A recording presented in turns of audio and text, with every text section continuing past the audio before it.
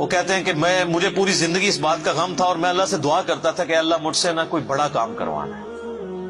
تو بخاری کے الفاظ ہیں، وہ کہتے ہیں جب مسیلمہ کذاب نے دعوی نبوت کیا تو میں نے اللہ سے دعا مانگی کہ اللہ میں نے اسلام کے سب سے بہترین شخص کو قتل کیا تھا، یعنی حمزہ کو. اس میں کوئی شک نہیں ہے، میرا تو اجتہاد ہے. اگر حضور کی وفات کے وقت حضرت حمزہ زندہ ہوتے نا تو پہلا خلیفہ حضرت حمزہ نے بننا تھا، کیونکہ خلفائے راشدین جب موجود تھے، جب تک خلیفہ راشد نہیں وہ بنے تھے ابو بکر عمر عثمان و علی، ان کی موجودگی میں بھی حضور نے اپنا آرمی چیف حضرت حمزہ کو بنایا ہوا تھا. بدر میں حضرت ابو بکر عمر عثمان و علی میں سے تو کوئی نہیں تھا حضور کی طرف سے آرمی چیف. یا حضور ظاہر ہے حضور علیہ السلام کو تو میدان جنگ میں وہ نہیں آنے دیتے تھے، خیمہ پیچھے لگاتے تھے. احد میں تو چونکہ کافر آپ کے خیمے تک پہنچ گئے نا، اس لیے پھر آپ کو فرنٹ سے لیڈ کرنا پڑا. ادروائز بدر و احد میں آپ خود آگے جا کے نہیں لڑے. اور حنین کے موقع پر بھی 12,000 کا لشکر تھا اور صرف 80 بندے رہ گئے تھے. صحیح بخاری میں آتا ہے 12,000 میں سے، اور حضور اکیلے آگے جا رہے ہیں. اور پھر آپ کی دلیری کی وجہ سے آپ نے، بخاری کے الفاظ ہیں، آپ نے زمین سے یوں مٹھی بھری مٹی کی اور یوں کافروں کی طرف بھیجی، اور قرآن میں اس کا ذکر ہے وَمَا رَمَيْتَ إِذْ رَمَيْتَ وَلَكِنَّ اللَّهَ رَمَىٰ. اے نبی جب تم نے وہ کنکریاں پھینکی تھی وہ تم نے تو نہیں پھینکی تھی، وہ تو اللہ نے پھینکی تھی. بس وہ مبارک ہاتھوں کی برکت تھی. جب آپ نے یوں مٹی پھینکی تو سامنے جو قبیلہ حوازن کے لوگ جن کے تیروں کا مقابلہ کوئی نہیں کر سکتا تھا، ہر ایک کی آنکھ تک وہ کنکر پہنچا اور وہ اندھے ہو گئے.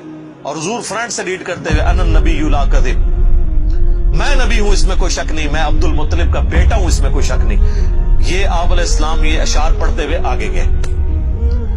تو نبی صلی اللہ علیہ وآلہ وسلم کے لیے حمزہ ابن عبد المطلب کی بڑی اہمیت تھی. تو اب واشی کہتا ہے جب مسیلمہ کذاب نے دعوی نبوت کیا تو میں نے اللہ سے دعا مانگی. دیکھیں اللہ تعالیٰ سب کی دعائیں سننے والا ہے. اور میں نے کہا یا اللہ مجھے موقع دے، میں اسلام کے بہترین شخص کو میں نے قتل کیا ہے تو میں اسلام کے بدترین دشمن کو بھی میں ہی قتل کروں. دیکھیں اسلام کا بدترین دشمن وہی ہو سکتا ہے نا جس نے دعوی نبوت کیا ہو اور مسلمانوں کی جمعیت توڑ دی ہو اس وقت میں جب حضور کی ڈیتھ ہو چکی ہے، لیڈر جا چکا ہے اور پیچھے مینجمنٹ کو کمزور کرنے والی بات ہے ہزاروں لوگوں کا مرتد ہو جانا. تو وہ کہتے ہیں کہ میں جب جنگ یمامہ کے لیے ندا کی گئی تو میں بھی اس لشکر میں شامل ہوا اور میں نے اپنے وہی نیزہ جس سے حضرت حمزہ کو مارا تھا، سر عمر سیریز میں انہوں نے یہ سین فلمائے ہیں، وہ نکالا اور اللہ سے مانگا. اور کہتے ہیں میں نے دیکھا کہ وہ گھنگریالے بالوں والا جو ہے وہ اونٹ کی رنگت کا اس کا جسم وہ دیوار کے ساتھ ٹیک لگائے ہوئے کھڑا ہے. تو میں نے پوچھا کہ وہ مسیلمہ کذاب کون سا ہے، تو انہوں نے بتایا یہ ہے.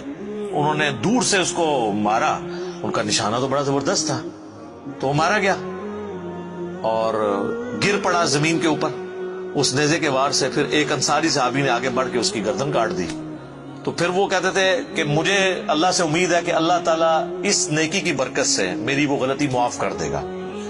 ٹھیک ہے، ویسے تو اسلام لانے کی غلطی معاف کر دیتا ہے، صحیح مسلم میں حدیث ہے کہ ایمان لانا پچھلے کے گناہوں کو معاف کر دیتا ہے. لیکن سر کچھ گناہ بہت بڑے لیول کے ہوتے ہیں، اس کے لیے بہت بڑے لیول کی نیکی چاہیے ہوتی ہے اس کی کمپنسیشن کے لیے. چونکہ حضور بھی تو اس اعتبار سے تو حضرت واشی حضور کے سامنے نہیں آتے تھے نا.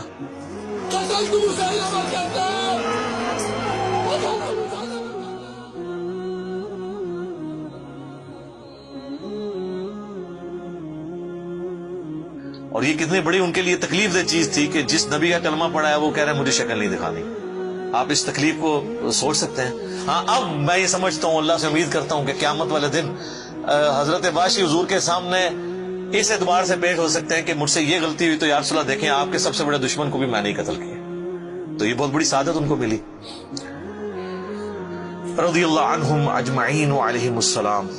صلاۃ بر محمد وآل محمد. اللہم صلی علی محمد وعلی آل محمد واصحابہ اجمعین الی یوم الدین.